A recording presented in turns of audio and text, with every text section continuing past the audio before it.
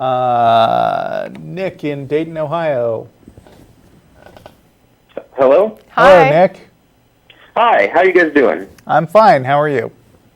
I'm good. Well, I sort of have an argument about God, if you guys, I guess you want to hear it. Absolutely. Okay, so essentially, I'm taking for granted that we can know things to some extent. Maybe we can't know things fully, but we can at least know something. Sure. And, Sure, I think we're with you on that. Okay, great. So essentially the idea is, how can we come to know anything if we were wholly different from all of those things?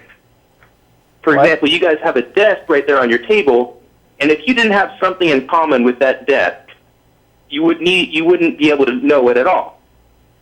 I think if it didn't manifest in some way, then I couldn't know it. I agree with that. Sure, I'll go with that. The commonality is that we're able to observe it Physical and to test existence. it. Yeah. And which can be perceived by our senses in some way or Right. measured We're able or to observe something. it. That's how we can know things about it. Yeah, but when we perceive it with our senses, in some way we actually become what we observe. No, not exactly. Wait, he's going to give an example. Okay. When you touch something that's hot, your finger literally becomes hot. You can't feel the hotness unless your finger actually becomes hot. So how does that work, for example, if I look at something under a microscope? What is it? How am I part of it? Well, in your eye, you have the black pupil in your eye, and that image is reflected inside your eye and then is further converted into electrical signals that's interpreted by the brain. But it doesn't make like a simpatico kind of thing, like the hot and hot. What happens when you see something is that photons enter your eye and your brain processes it and constructs sort of a virtual model of what it thinks that thing is light like. reflects off of it. You're observing, exactly. all you ever see is light. So I mean, you're creating the model, but that's not the same thing as being that thing. Like infrared, too, would be another thing. Like we could get an infrared image of something that we can't actually, directly perceive. Right? Sure we can. We can get an infrared image of things we can't. I'm sorry, can you say that? I was thinking more about what Michael just said to me. I didn't really hear your part. I'm sorry. Oh, I'm just saying that, like, for example, you could put on, you could have infrared detection of something that you then observe kind of secondhand, but you have, like, the tool that allows you to observe this.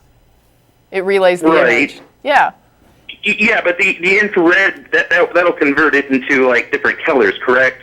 So that you can... Yeah, I would be perceiving a translation of the thing. Right. Like Yeah. Let me ask a side question, though. Yeah, go ahead. When I read a story about Harry Potter using his magic wand, I also construct sort of a mental model of Harry Potter. That's the way I enjoy the story. But you wouldn't say that means that Harry Potter and his magic wand are real, right? Well, not real in the same way that your desk is real, but it is real in a certain sense. It's a concept that I have in my mind, but it doesn't translate to something out there in the world. That would be called It doesn't translate to something outside in the world. I'm not sure I'm willing to say it's just merely a concept, though. Oh, so you think Harry Potter is real? No, like I said, I just said that I don't think it's out there in the world. Okay. But I do think it's real in the sense that it's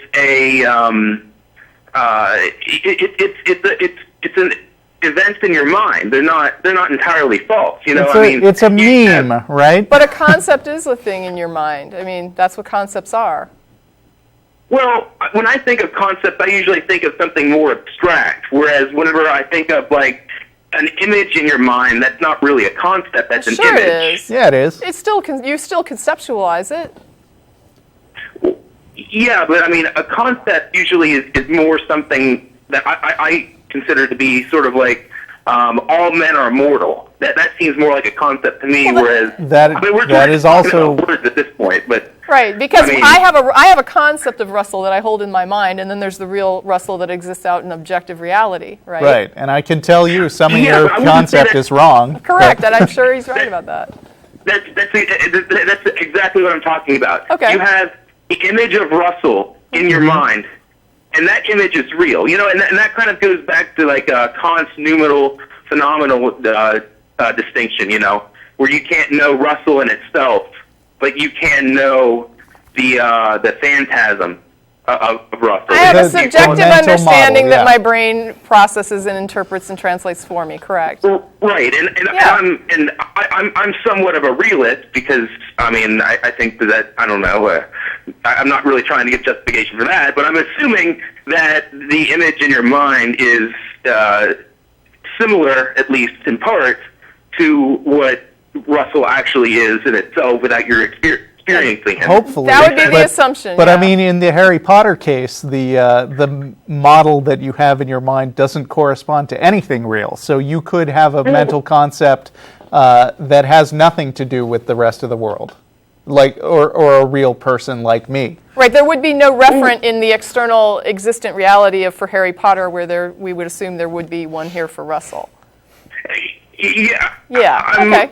I'm more than happy to talk about Harry Potter and what I think of this. I could do that all day. Yeah, I could, because I think it's interesting. But if you don't mind, I'd like to kind of get back to the argument. Sure. If that's okay. Okay, and so I don't think I've convinced you that you actually become whatever it is you view. Not but that much, no. I think we do agree that you must in some way have some sort of commonality with it, right? I would say I'm influenced by what I observe. Is that fair? Well, can we agree to that and move ahead? Sure. Okay, but in order to observe something, you have to have something in common. I don't understand that compare, terminology. Right? That terminology confuses me. I'm trying to put it in terms of something I do understand because I don't understand what you're describing. Okay. What I'm saying is that thing does influence me. It does have an impact. When I observe it, when I look at the light photons bouncing off of it, it does have a measurable impact on me. And so I would say that, yes, there is like a connection between the thing I observe and myself. Is that good enough for us to proceed? I hope so. Okay. That's the best I can do in trying to understand what you're describing. Yeah, I'm trying. Yeah, I understand. Okay, so essentially, what I'm saying is all of these things have something in common with them, namely that they're connected by being, existing where. Right, we're observing manifestations. In reality, or whatever you want to say. I don't. Yeah, In the case of things that have external reality. Correct. But sometimes we're conceptualizing things that aren't real. Correct. Right. Yeah, I think we're all on that page. Okay. Okay. Yeah.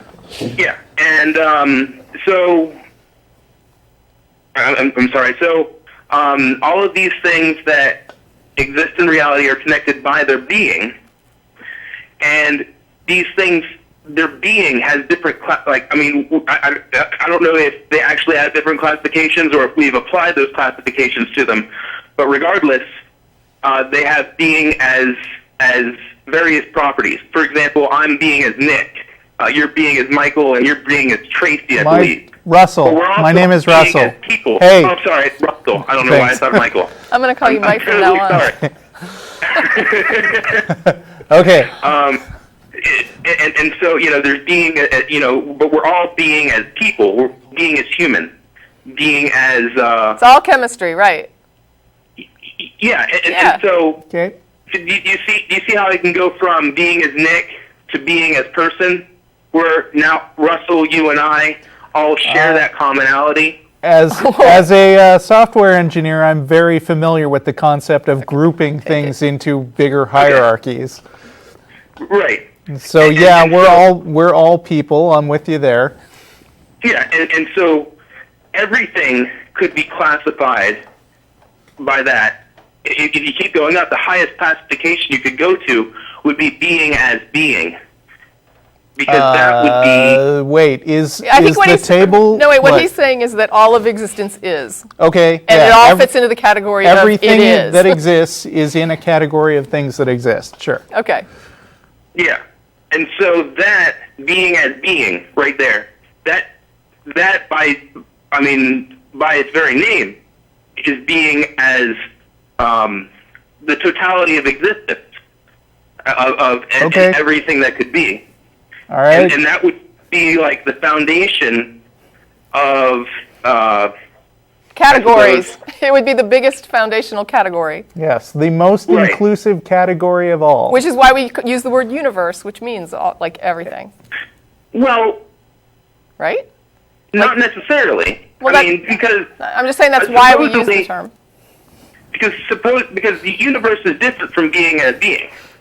The universe isn't just It's the just that which set. exists. Well, it's the set of all things that. I mean, that's why we That call exist. it universal. I don't even know if I'd say that, because I mean the universe supposedly it had a beginning and stuff, so there could be being outside of the universe, and, and that's why they have things like string theory and Okay, various. I agree that the way that we use universe in the physical sense does not necessarily encompass all things. I mean, the problem is that the word universe has multiple meanings. Like in math, we can talk about like the universe of all integers or something like that. But that's not necessarily what this universe physically means. Okay. Okay. I think I get what you're saying. So so as long as you're not saying that the universe is just merely I'm not even sure how to describe that. Just what is astral bodies. If I can everything skip that's ahead a in them. bit, are you hoping to take the set of all the totality of existence as you described it and slap the label God on it at some point? Well, yeah, I guess I would say that. Why would we do that? Well, because, I mean, what does it gain us? Well, because first off, it recognizes that the totality of being is a being itself. I don't accept that. That's panentheism. I mean, that would make you a panentheist, somebody who thinks that the universe in its total has something kind of more to it than just the sum of parts. If you want to give me that label, I mean, I don't really care what you call me. I don't think I would say that I'm a pantheist. No, it's panentheism. I don't know that word. Panentheism? Panentheism. I'm not familiar with it. It's somebody, like a pantheist is someone who calls the universe God. A panentheist is somebody who says that the total set of all things is more than the sum of its parts, which is what you're saying, that there's something more to it. Yeah, exactly what I would say. I would say that. Definitely. I'm not with you there. I'm not either, but I understand at least what you're describing. Okay, so you're not with me because you don't see any practical use of applying. I'm not with you because I don't see evidence of it. Yeah, both of those things you said. I see no reason to accept that is a correct assumption about everything that exists, that there's something more to it than the sum of the parts. Okay. Well, I guess then it would be time to talk about Harry Potter again, because that's I think where the disagreement is. Okay. Because when I think about how you come to know something, I actually think literally you do actually in some way become whatever that is that you know. Okay, I don't think that. And I have yet to understand that statement, no matter how many times you've tried to explain it. And I appreciate you trying to explain it. I'm just not getting it. Okay. Is there any questions you could ask me that hopefully I could clarify? The best I can do, I think I've already done, which was give examples of what I thought you might be saying. And it seems like every time I do it, you're saying it falls short in some way. And so I'm out of ideas. I am literally out of ways to view it that make sense to me that I can put forward to say, might you be meaning this? It falls short. I'm sorry. Can you? When I would suggest, well, I'm saying when I suggested what I thought you might be saying, you would come back, if I understood you correctly, to be saying it wasn't quite what you were trying to say. And so I don't feel like there has been a meeting of the minds on that concept, although I give you snaps for, you did try to describe it, and you were very patient in your attempts to describe it, But in my attempts to understand it, every time I sort of put forward what I thought you might be saying, I wasn't correct. And so there's not been a meeting of the minds on that concept I just want to yet. say, I mean, this is your idea. This is your suggestion that your specific claim that whenever you visualize something, you become it. Do you even know what that means, though? No, like, I don't even know what that means. But I'm saying it's kind of not fair of you to ask what would convince us that you're right. That's your job. Well, I'm not trying to ask that. What I'm trying to do is I'm trying to. You guys said you didn't understand. I wasn't trying to convince you. So I was trying to ask what would make you or what would help you understand. And I don't know. I can't know that until I understand it. Like You can understand me without agreeing with me. I mean, that's completely correct. fine. I acknowledge that. Yeah, I think we could understand you without agreeing with you. I will say that in this instance, though, I don't feel like I am of the conclusion at this point that I don't understand the concept that you're trying to describe about becoming what you observe. I don't get that. Okay. I just don't know what else to say other than the things that I've thought that it might mean. You have said that's not quite what you're trying to describe, and I'm out of ideas to throw out there. Well, I mean, essentially what I mean is like I said. I mean, the best example I can really give is whenever your finger becomes hot and you feel the hot. I mean, right, but then when I think about, really know. But I understand hot and hot. But I don't understand is, like, for example, when I'm observing something through a camera that has infrared, I don't get that same sort of association that we get with the hot and hot. And so that's where I get the disconnect.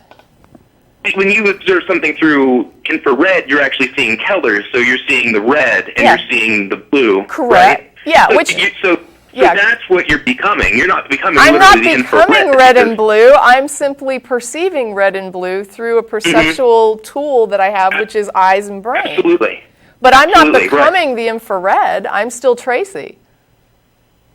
And wait, I'm sorry, can you say that one more time? I don't become the infrared. I'm willing to give you that I am impacted by what I observe. Like I see it and it affects me visually. I get brain reactions to that. I will give you that it impacts me, that it has an influence on me, but I don't think I become it.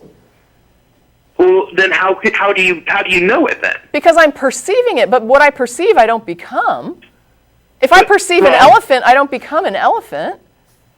Well, what do you have in common with the elephant such that you can know it? I don't have something in common with it other than I can observe it. The elephant, though, may or may not observe me. So, for example, I could be hiding in a hunting blind looking at an elephant, and the elephant doesn't observe me, but I observe it. We don't even have the observation in common, and yet I am able to. What I'm saying is I can perceive things that manifest in ways that I am able to perceive or to build tools to perceive. That doesn't make me those things, and it doesn't give us commonality other than we exist. Well, okay, but I don't want to say the mind is a blank slate or anything like that, but what I do want to say is the mind has the potentiality to come to know what an elephant is, even if you never knew what an elephant was. In the way that I perceive it, correct. Right, and so, exactly, in the way you perceive it, absolutely. Correct. I have a perception of an elephant, a concept of that elephant that I internalize, but I do not become an elephant. Well, in your mind, you do. No, I don't. At the very least in the mind. I don't know anybody that would agree with what you're saying here. Perceiving something is not the same as becoming something. Perceiving an elephant is not the same as becoming an elephant.